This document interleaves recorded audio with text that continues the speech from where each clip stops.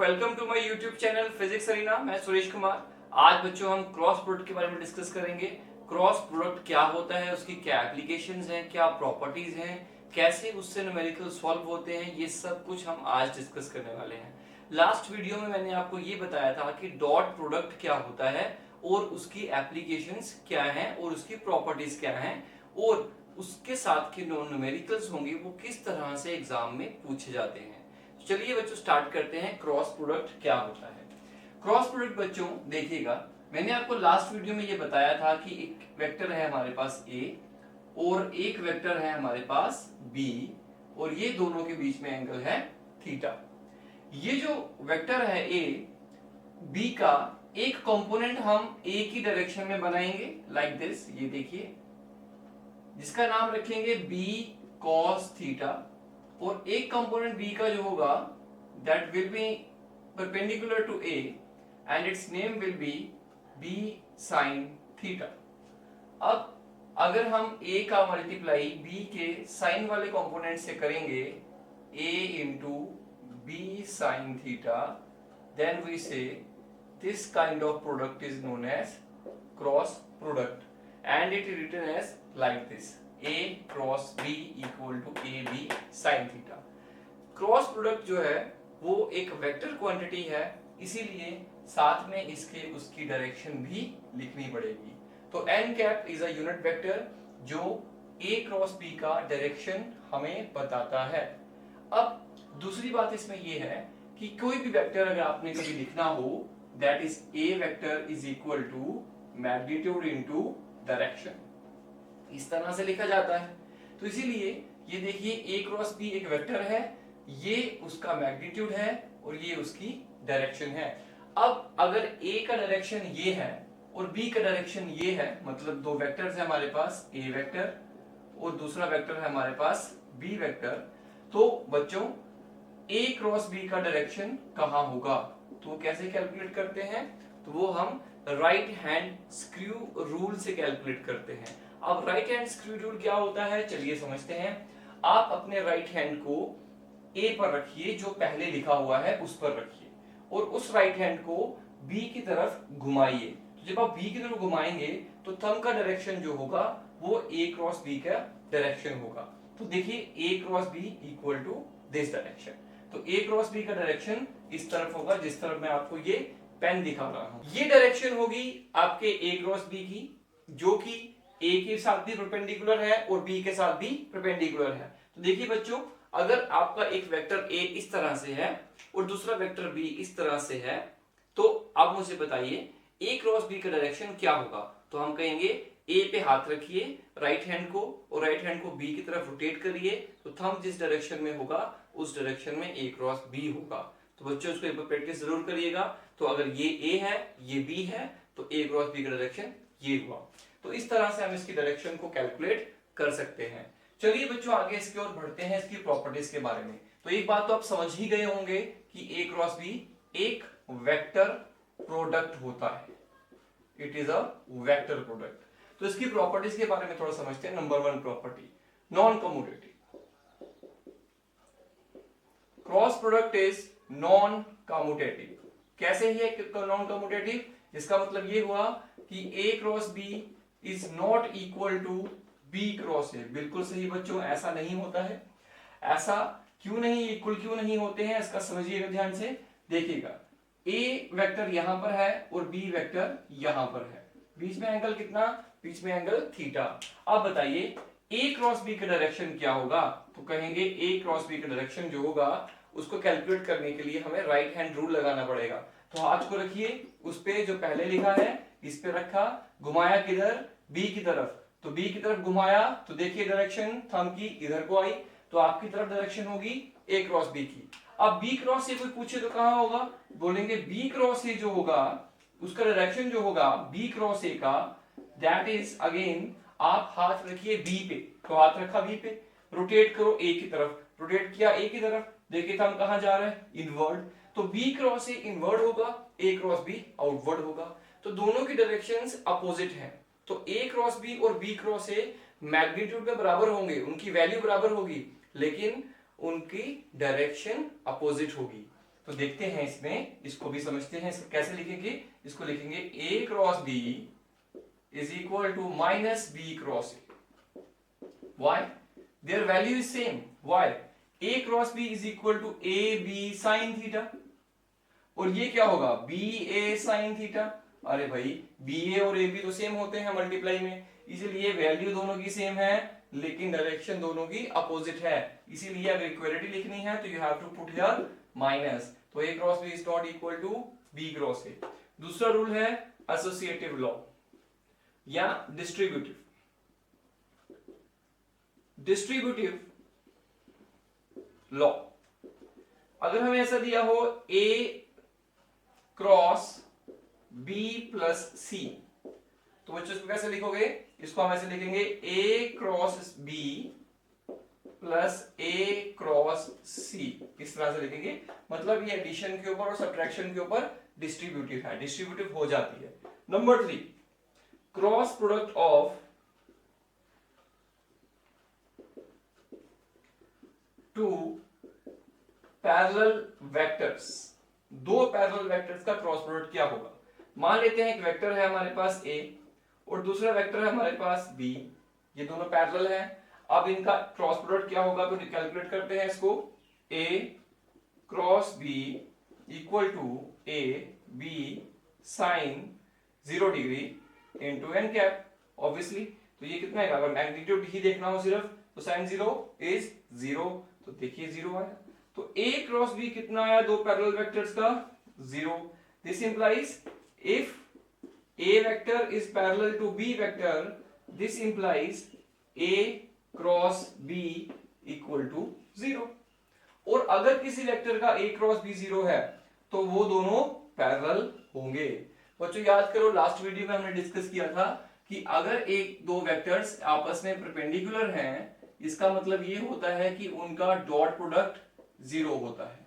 और अगर किसी का डॉट प्रोडक्ट 0 है, इसका मतलब क्या होगा? कि वो दोनों परपेंडिकुलर है। और अगर किसी का क्रॉस प्रोडक्ट 0 है तो इसका मतलब वो दोनों पैरेलल हैं। तो बच्चों यहीं से एक और बात को समझ लेते हैं। This is our x axis, y axis, x axis, y axis and this is z axis. This is i direction, this is j direction and this is k direction. ये तीन डायरेक्शन हमने बनाई यहाँ पे, i कैप, j कैप और k cap. i j k तो तीनों बना दिए हमने। अब देखिएगा i क्रॉस i कैसे लिखेंगे? Magnitude of I sine of 0 degree that is equal to 0। तो I क्रॉस I कितना हुआ? 0। J क्रॉस J कितना हुआ? 0। और K क्रॉस K कितना हुआ? वो भी 0 हुआ। तो बच्चों इस तरह से हम इन चीजों को समझ सकते हैं। तो ये हुए इनके तीन प्रॉपर्टीज। तो चलिए फोर्थ प्रॉपर्टीज के बारे में डिस्कस करते हैं। Property number 4। प्रॉपर्टी नंबर 4 में क्या देखते हैं हम लोग? Cross product of two perpendicular vectors. तो चलिए इसको देखते हैं। अब वहां पे क्या होगा कि हमारे पास दो वेक्टर हैं जो कि दोनों परपेंडिकुलर हैं, तो उनका होगा magnitude of A magnitude of B into sine of 90 degree into N cap. तो देखिएगा A cross B equal to A B into N cap sine 90 degree is equal to 1। ये आ गया। अब यहीं से ये रूल इसमें लगाए I J K में। तो therefore I cross J equal to magnitude of I magnitude of J into sine of 90 degree into direction. अब I क्रॉस J की डायरेक्शन कहां होगी? चलिए ढूंढते हैं। I पे हाथ रखो, J की तरफ घुमाओ, डायरेक्शन ये आएगी। और ये तो एक्चुअली K की डायरेक्शन होती है, इसलिए हम यहाँ पे क्या लिख देंगे? K का। फिर से सुनिए इस बात को। I पे हाथ रखो, J की तरफ घुमाओ, तो I क्रॉस J का डायरेक्शन इस तरफ होगा। लेकिन बच्चों आपको पता है ये डायरेक्शन तो Z की होती है और Z की डायरेक्शन को कहते हैं K कैप, इसलिए हमारा जो I क्रॉस J का डायरेक्शन है वो K कैप की तरफ है। तो K कैप से हम उसकी डायरेक्शन को लिख सकते हैं, इसलिए यहाँ पे क्या लिखना पड़ा? K cap. आप मैग्नीट्यूड ऑफ I, बच्चों ये जो I cap, J cap, K cap होते हैं ये यूनिट वेक्टर्स होते हैं और यूनिट वेक्टर्स का जो मैग्नीट्यूड है वो 1 होता है, इसीलिए I cross J equal to 1 into 1 into 1 into K cap implies I cross J equal to K. ये बन गया। इसी तरह से जब आप J क्रॉस K करोगे तो बच्चों I आएगा, J cross K equal to I। तो J cross K equal to I। देखिए J पे हाथ रखो, K की तरफ घुमाओ, I की तरफ आएगा। आपको फिर भी समझ में नहीं आया, मैं आपको फिर से बता देता हूँ। ये है I cap, right, this is I cap, this is J cap and this is K cap. ये तीन डायरेक्शन मैंने ऐसे करके बनाई, देखिए ये बनाया हाथ की तरह, और ये है I, ये है J। अगर I क्रॉस J करना हो तो डायरेक्शन कौन सी आएगी, K कैप वाली। और अगर हमें करना है J क्रॉस K तो बच्चों J क्रॉस K, ये देखिए J क्रॉस K, ये देखिए J से K की तरफ जाओ, थंब कहाँ है, I की तरफ आ रहा है। तो मैं क्या लिखूंगा यहाँ पे, मैं लिखूंगा I कैप। इसी तरीके से K क्रॉस I करोगे तो क्या आएगा, K क्रॉस I। फिर से देखते हैं K कहाँ है, I कहाँ है। ये K है, ये I है, ये J है।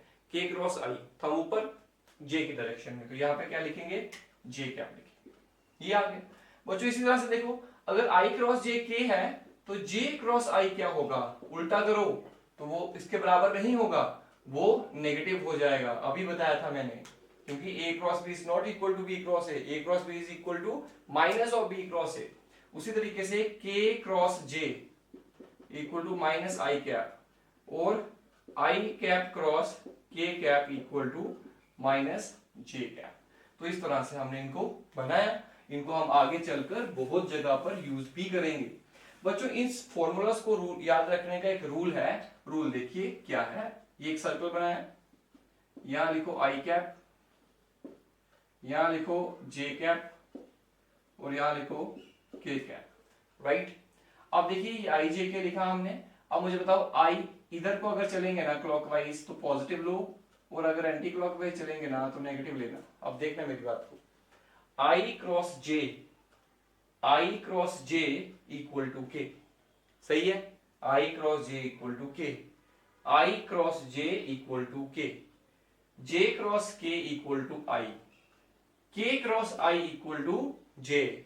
सीक्वेंस बना, पहले दो का क्रॉस तीसरे के बराबर आएगा। फिर से सुनो, I cross K equal to minus J, ये देखिए K cross J equal to minus I, बिल्कुल सही। J cross I equal to minus K, ये देखिए। तो इस यहां से इसको आप आराम से बना सकते हैं। चलिए इसके आगे और बढ़ते हैं, इसको रब करके और बढ़ते हैं इसके आगे। प्रॉपर्टी नंबर 5, आई होप आपने नोट कर लिया होगा। बच्चों साथ साथ में नोट्स बनाओ, आपकी 11th क्लास है, और 11th क्लास में बहुत सारे बच्चे हैं, मैक्सिमम 90% बच्चे जो हैं वो हमेशा पढ़ाई में सीरियस नहीं रहते हैं। वो सोचते हैं कि शायद ऐसे ही हो जाएगा, फिर वो 12th में जाकर सही से पढ़ेंगे और तब कुछ हो नहीं पाता। इसलिए 11th को पढ़ना बहुत जरूरी है। आपके कोई भी एंट्रेंस हैं, जैसे IIT JEE का एंट्रेंस है, नीट के एंट्रेंस है, एम्स के एंट्रेंस है, तो बच्चों लगभग 50% 11th से आएगा और 50% 12th से आएगा। तो जब आप 11th को छोड़ देंगे तो सिर्फ 12th में ही पढ़ेंगे तो आपका एंट्रेंस किस तरह से पास हो सकता है। इसलिए 11th एक बहुत ही इंपॉर्टेंट क्लास है, उसको ध्यान से पढ़िएगा। अपनी नोटबुक बनाइए, जैसे जैसे मैं यहाँ पे पढ़ा रहा हूँ वैसे वैसे अपनी नोटबुक बनाते जाइए। बुक पढ़िए, पहले वीडियो देखिए, वीडियो को देखते देखते साथ साथ में पूरा नोट डाउन करो। नोट डाउन करने के बाद फिर आपने क्या करना है, बुक खोल के पढ़ना है। बुक्स जो है मैं आपको बता देता हूँ कौन कौन सी बुक आप रेफर कर सकते हैं। बच्चों मैं आपको बता देता हूँ कि कोई भी बोर्ड है तो बोर्ड के लिए मेरी तरफ से मैं आपको SL अरोड़ा की बुक रेफर करूंगा। It is easy to understand और आपके लिए बहुत आसान होगी। बहुत सारे क्वेश्चंस भी दिए हैं, NCERT भी इसके अंदर सॉल्व है। उसके बाद दूसरी बुक है NCERT। NCERT को पढ़ेंगे तो आपको बहुत मुश्किल लगेगी, इसलिए आपको इसके न्यूमेरिकल्स के करने हैं, क्योंकि आपको पता है ये आपकी टेक्स्ट बुक है और इसके न्यूमेरिकल्स जो है बहुत इंपॉर्टेंट है। नीट में या आपके CBSE बोर्ड में मैक्सिमम चीजें यहीं से आएंगी, इसलिए आपको NCERT की प्रॉब्लम्स को सॉल्व करना है। तीसरी बुक अगर आपको और हायर लेवल का स्टडी करना है, जैसे IIT JEE के लिए प्रिपरेशन करना है, तो फिर जो बेस्ट बुक मानी जाती है उसे कहते हैं HC वर्मा। इसमें कॉन्सेप्ट्स भी हैं और न्यूमेरिकल प्रॉब्लम्स भी है। इसके अलावा एक DC पांडे की बुक भी आती है, आप उसको भी रेफर कर सकते हैं। तो बच्चों इसके अलावा बहुत सारी बुक्स हैं मार्केट में, आप कोई भी रेफर करिए, फिलहाल ये जो बुक्स हैं ये सबसे फेमस होती हैं, इसलिए आप इनको रेफर कर सकते हैं। चलिए अपने टॉपिक पे हम वापस आते हैं दोबारा। हम अब पढ़ेंगे cross product of two vectors. कोई भी दो वेक्टर्स हैं कार्टेशियन फॉर्म में दिए होंगे हमें, कार्टेशियन फॉर्म आप आई जे के वाली जो मैं लास्ट टाइम बताई थी, मान लीजिए एक वेक्टर है वो इस तरह से दिया हुआ है आपको, लेट अस सपोज जैसे ए एक्स आई कैप प्लस ए वाई जे कैप प्लस ए जेड के कैप, ये होता है कार्टेशियन फॉर्म। बच्चों ये ए एक्स क्या है, component of A along x axis, component of A along y axis, component of A along z axis. इसी तरह से आपको एक और वेक्टर दिया होगा जिसका वैल्यू है b, इसका नाम b है, बी एक्स आई कैप प्लस बी वाई जे कैप प्लस बी जेड के कैप, ये आपका दूसरा वेक्टर आ गया। अब हमें करना है इन दोनों का क्रॉस प्रोडक्ट। तो बच्चों क्रॉस प्रोडक्ट कैसे लिखोगे, तो उसको लिखने का एक तरीका है, निकालने का तरीका है, देखिएगा। पहले आप दो लाइंस बनाइए, ये दो लाइंस बनाने के बाद यहां लिखिए आई जे एंड के कैप। उसके बाद यहां पे जो पहले लिखा हुआ है ए, इस ए के कंपोनेंट्स को यहां पे नोट करो, ए एक्स ए वाई और ए जेड। उसके बाद जो दूसरा है उसके कंपोनेंट्स को नोट करो, B x B y and B z, ये लिखा हमने। यहां पे इसके बाद देखिएगा कैसे लिखना है, ध्यान से रखिएगा, इसको सुनिएगा। सबसे पहले लिखो आई कैप, ये लिखा आई कैप, ब्रैकेट स्टार्ट करो, ब्रैकेट स्टार्ट किया, आई कैप की रो और उसके कॉलम को उड़ा दीजिए। अभी आपको सिर्फ ये चार दिख रहे होंगे, राइट। ये वाला लिया था हमने आई कैप, तो ये और ये को छोड़ दो, मतलब इसको और इसको छोड़ दीजिए। अब देखिए हमारे पास क्या बचे, ये चार पार्ट्स बचे, इन चारों को आपस में मल्टीप्लाई करना है। इसको इसके साथ करो तो आएगा ए वाई बी जेड, फिर लिखो माइनस, फिर बी वाई को ए जेड के साथ क्रॉस करना है, बी वाई को ए जेड के साथ करो, तो बी वाई ए जेड, ये लिखा आप लोगों ने। इसके बाद हम इसको वापस लिख लेते हैं, यहां आई कैप था, यहां जे कैप था, यहां पे के कैप था, और यहां था ए एक्स और यहां था बी एक्स। तो बच्चों इसके बाद आगे एक फॉर्मूला का माइनस लगेगा, राइट। तो माइनस के बाद हम लिखेंगे जे कैप, अब आई हो गया, अब लिखना है जे कैप। जब जे कैप लिखेंगे अब उसका स्टार्ट करते हैं। जब जे कैप देखोगे तो जे कैप की रो भी छोड़ दो, कॉलम भी छोड़ दो और उसके रो भी छोड़ दीजिए। अब क्या बचे, बस ये चार बचे।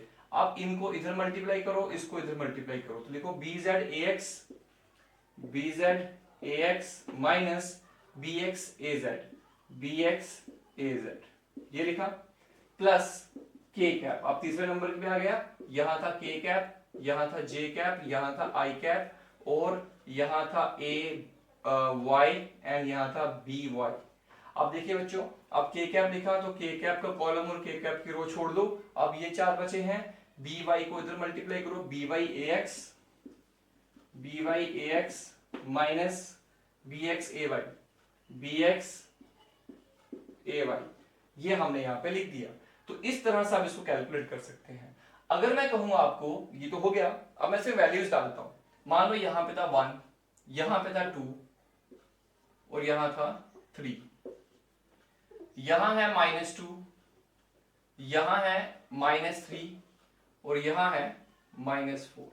अब बताओ इसका क्रॉस प्रोडक्ट का आंसर क्या आएगा, तो कैलकुलेट कर सकते हैं, आई जे के, यहां लिखो 1 2 3 और -2 -3 -4। तो चलिए बच्चों इसको स्टार्ट करते हैं फिर से। मैं यहाँ पे दोबारा लिखता हूं, यहाँ पे कैसे लिखेंगे देखिएगा एक बार। आई कैप लिखिए पहले, सबसे पहले आप इसको देखिए, ये इसको और इसको भूल जाओ, ये भूल जाओ, इसको देखो, -4 × 2 -8, फिर माइनस फॉर्मूले का 3 3 9 तो -9 आएगा, ब्रैकेट क्लोज, माइनस जे कैप जब लिखेंगे तब माइनस लिखना होता है यहाँ पे, याद रखना। अच्छा अब क्या करेंगे, ये छोड़ दो, अब -4 × 1 -4, -2 × 3 6 तो -6 प्लस के कैप। उसके बाद यहां क्या था 2, यहां क्या था -3। अब क्या करें, के कैप लिखना है तो ये छोड़ दो, अब इन चारों को करो, इसको इधर करो, इसको इधर करो, -3 × 1 -3, 2 2 4 -4। बच्चों इस तरह से आएगा, देखिएगा ये प्लस हो जाएगा, यहां आएगा 1 तो 1 आई कैप, माइनस, यहाँ ये प्लस हो जाएगा, +6 होगा, +6 -4 तो +2 आएगा, तो यहाँ -2 आएगा क्योंकि बाहर माइनस था, जे कैप यहाँ पे आएगा 1 तो आएगा के। तो बच्चों this is the A cross B. अब खुद देखिए ए क्रॉस बी का जो आंसर आया है वो स्केलर आया है कि वेक्टर आया है, तो कहेंगे वो तो वेक्टर आया है। दैट्स वाई जब दो वेक्टर्स को हम क्रॉस करते हैं तो क्रॉस करने के बाद जो उसका आंसर आएगा वो भी एक वेक्टर होगा, इसलिए इसको वेक्टर प्रोडक्ट कहते हैं। लेकिन क्रॉस प्रोडक्ट में तो ये ठीक है, डॉट में क्या होता है, डॉट में क्या होगा कि जब दो वेक्टर्स को डॉट करेंगे जो आंसर आएगा वो स्केलर आता है, याद रखिएगा इस बात को। चलिए ये आपको न्यूमेरिकल समझ में आ गया होगा। अब इसके आगे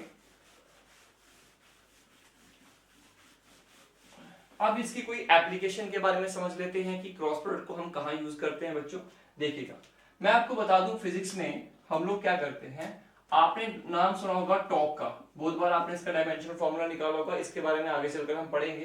टॉर्क का फॉर्मूला होता है आर क्रॉस एफ। मान लीजिए कोई बॉडी है, वो सर्कुलर मोशन में घूम रही है, ये उसका रेडियस है, रेडियस वेक्टर आर वेक्टर है, और आर को मैं दूसरा लिख लेता हूं, और उस पर फोर्स जो लग रही है वो ऊपर को लग रही है एफ इस तरह से। तो बताओ रोटेशन में इसका टॉर्क कितना होगा, तो आर रेडियस को और फोर्स के साथ में उसका मल्टीप्लाई करो, पर कौन सा वाला, क्रॉस वाला, क्रॉस प्रोडक्ट करो तो आपके पास ये फॉर्मूला बनता है। इसी तरीके से बच्चों वर्क कैलकुलेट करना हो तो force into displacement F dot S करना पड़ता है, तो याद रखिएगा, तो ये यहाँ पे डॉट प्रोडक्ट लगेगा, यहाँ पे क्रॉस लगेगा, आगे चलकर हम इसको यूज करेंगे, इसीलिए हम अभी इसको पढ़ रहे हैं। चलिए ये तो हो गया, एप्लीकेशन के बारे में समझते हैं और कहाँ यूज होता है। देखिएगा, मान लीजिए अगर हमारे पास एक पैरेललोग्राम है, you have a parallelogram here, it's name is a vector और ये बी है, and you have a parallelogram like this. Parallelogram की अपोजिट साइड्स पैरेलल होती हैं और इक्वल भी होती हैं, तो इसका नाम रख लीजिए ए बी सी डी, और इसका जो ए ये साइड है ए बी, ये ए वेक्टर रिप्रेजेंट कर रहा है, और जो ए डी साइड है वो बी वेक्टर रिप्रेजेंट कर रहा है। और यहां से एक परपेंडिकुलर ड्रॉ कर लेता हूं, इस परपेंडिकुलर को कहेंगे ये आएगा पॉइंट ई, और ये हमारे पास आ गया हाइट इसकी कि परपेंडिकुलर कितना होगा, और ये जो एंगल है लेट इट बी थीटा। अब बच्चों मुझे बताइए कि अगर मुझे इसका एरिया निकालना हो तो एरिया कितना आएगा, किसका, इस पैरेललोग्राम का एरिया कितना होगा, तो इसका जो एरिया होगा दैट इज इक्वल टू 1/2, नहीं इसका आएगा base into altitude. This is the formula for parallelogram, area of parallelogram. तो बच्चों देखिएगा बेस कितना है, बेस है ए बी, ऑल्टीट्यूड कितना है DE, A B into DE. A B क्या है, ए बी है ए वेक्टर का मैग्नीट्यूड, ऑब्वियसली ए वेक्टर की लेंथ जो होगी उसे उसका मैग्नीट्यूड कहेंगे, तो length A B is magnitude of A, into ये इनटू है, ये मल्टी क्रॉस प्रोडक्ट नहीं है, ये इनटू है, तो देखिएगा डीई। अगर मैं आपको ये बताऊं ट्राइंगल देखिए एईडी, इन ट्राइंगल एईडी, इस ट्राइंगल में क्या होगा, आप इसमें समझा सकते हैं कि perpendicular upon base, perpendicular upon base या परपेंडिकुलर अपॉन हाइपोटेन्यूज लिखेंगे इसमें DE upon A B, sorry it's A D actually, that is equal to sine of theta, right. तो डीई किसके बराबर आएगा, DE equal to A D sine theta, और A D किसके बराबर है, बी वेक्टर का मैग्नीट्यूड। तो बताइए ये क्या होगा, ये डीई जो है वो होगा आपका बी वेक्टर के magnitude into sine of theta. तो हम इसकी वैल्यू यहां सब्स्टिट्यूट कर देते हैं, मल्टीप्लाई, ये मल्टीप्लाई है, ये क्रॉस प्रोडक्ट नहीं है, याद रखो क्रॉस प्रोडक्ट वेक्टर्स में होता है, ये स्केलर लिख रहा हूं, वैल्यूज लिख रहा हूं सिंपल, तो इसमें मल्टीप्लाई सिंपल है, डी क्या होगा बी वेक्टर का magnitude into sine of theta. तो अब देखिए ए बी साइन थीटा ये क्या होता है, अरे भाई अभी तो पढ़ा हमने, ये तो होता है cross product A cross B का वैल्यू, लेकिन ए क्रॉस बी में तो डायरेक्शन भी होनी चाहिए थी लेकिन नहीं है, इसका मतलब ए क्रॉस बी का ये मैग्नीट्यूड है। तो मुझे बताइए एरिया ऑफ पैरेललोग्राम किसके बराबर आया, area of parallelogram is equal to magnitude of A cross B. तो ये दो वेक्टर जो हैं ए और बी, इनका अगर मैग्नीट्यूड कैलकुलेट करोगे ए क्रॉस बी करके, तो वो हमें क्या बताता है, इसका एरिया बताता है। तो इसी तरह से बच्चों एक बात और को समझते हैं हम लोग। आपको पता है कि अगर मैं इसको यहां से काट दूं, मान लीजिए मैं इसको यहां से काट देता हूं इस तरह से, और आप जानते होंगे कि जो पैरेललोग्राम का डायगोनल है, डायगोनल इस पैरेललोग्राम को दो इक्वल पार्ट्स में डिवाइड करता है, और दोनों ट्राइंगल्स हैं। देखो ये ट्राइंगल और ये ट्राइंगल, इसका प्रूफ भी आपने किया है कि diagonal of a parallelogram divides a parallelogram into two equal parts, two equal triangles. ये दोनों बराबर ट्राइंगल्स हैं, मतलब दोनों का एरिया इसने आधा आधा कर दिया। अब अगर मैं इसको एलिमिनेट कर दूं यहां से, तो ये क्या बन गई, ट्राइंगल। तो अगर पूरे पैरेललोग्राम का एरिया ए क्रॉस बी था, तो आधे का कितना होगा बच्चों, तो आधे का होगा इसका हाफ। तो इसलिए मैं क्या लिखूंगा, area of triangle ABD is equal to half of A cross B। देखिए, तो हम किसी ट्राइंगल का एरिया भी कैलकुलेट कर सकते हैं क्रॉस प्रोडक्ट करके, और उसका पैरेललोग्राम का एरिया भी कैलकुलेट कर सकते हैं क्रॉस प्रोडक्ट करके। दो वेक्टर्स जो इस ट्राइंगल की दो साइड्स हैं, उनका क्रॉस प्रोडक्ट करेंगे, और उस क्रॉस प्रोडक्ट का जो रिजल्टेंट, जो उसका मैग्नीट्यूड आएगा, वो जो मैग्नीट्यूड होगा that will give you the area of that triangle और पैरेललोग्राम। पैरेललोग्राम के एरिया के लिए पूरा ए क्रॉस बी लिखो, उसका मैग्नीट्यूड निकालना पड़ेगा बाद में, और ये आ गया। बच्चों एक बात मैं आपको और बता देता हूं यहाँ पे, अगर आपको भी वेक्टर दिया है ए क्रॉस बी, ए क्रॉस बी आपको दिया हुआ है कितना, 2i plus 3j plus 4k, ठीक, और कहा गया है इसका मैग्नीट्यूड निकालो, इस वेक्टर का मैग्नीट्यूड। तो कैसे निकलेगा, आप सब जानते हैं, 2 square plus 3 square plus 4 square हो गया। इसको सॉल्व करके आप आंसर निकाल लीजिए। इस तरह से हम इसको कैलकुलेट कर सकते हैं। तो ये हैं इसकी प्रॉपर्टीज और इसकी एप्लीकेशंस। बच्चों एक चीज मैं आपको और समझाना चाहता हूं, इसमें वेक्टर्स में ही है ये भी। मान लीजिए आपको एक वेक्टर दिया है ए vector, that is 2i plus 3j plus 4k। ये वेक्टर जो दिया है, find its magnitude and its direction. आप इसकी डायरेक्शन और मैग्नीट्यूड दोनों फाइंड आउट करो, क्योंकि वेक्टर के पास दो चीजें हैं। दो क्या क्या हैं, एक उसकी डायरेक्शन, एक उसका मैग्नीट्यूड। मैं चाहता हूं कि आप ये जो कार्टेशियन फॉर्म में वेक्टर दिया है, इसकी मैग्नीट्यूड भी बताओ और इसका डायरेक्शन भी बताओ। तो कैसे कैलकुलेट करेंगे, बड़ा सिंपल है। सबसे पहले आप क्या निकालो, इसका मैग्नीट्यूड, सॉल्यूशन। सबसे पहले निकालो मैग्नीट्यूड। मैग्नीट्यूड कैसे निकालते हैं किसी वेक्टर का, उसका जो कंपोनेंट है अलोंग एक्स एक्सिस उसका स्क्वायर करो, कंपोनेंट अलोंग वाई एक्सिस उसका स्क्वायर करो, दैट्स 3 एक्चुअली, और जो कंपोनेंट है जेड एक्सिस में उसका स्क्वायर करो, और आपके पास वैल्यू आ जाएगी 4 plus 9 plus 16 that is equal to root 29। तो ये इसका मैग्नीट्यूड आया। अब निकालनी है इसकी डायरेक्शन।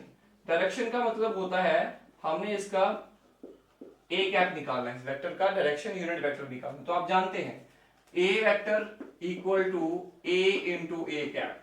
तो ए कैप किसके बराबर होगा, वेक्टर अपॉन इट्स मैग्नीट्यूड। याद रखिएगा इस बात को, vector upon its magnitude is equal to unit vector. तो यहां लिखेंगे वेक्टर अपॉन इट्स मैग्नीट्यूड ए।